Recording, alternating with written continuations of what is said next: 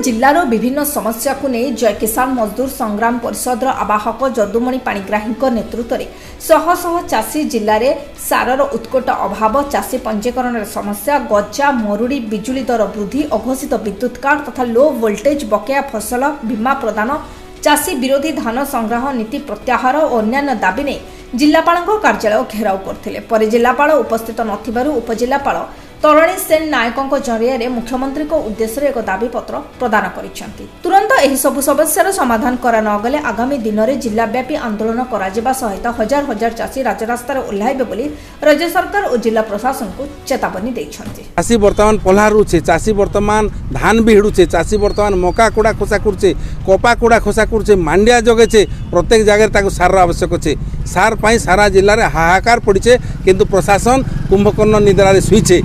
जितके शीघ्र आवश्यक अच्छे जिलार चाषी सार प्रशासन जोगाण करू, नचेत आगामी दिन में विभिन्न जगह आईन श्रृंखला परिस्थिति निर्माण होगा जाऊँगी। फसल बीमा लास्ट तारीख अच्छे 31 जून। नुआपड़ारू नट आडबंक रिपोर्ट, DTV ओडिया।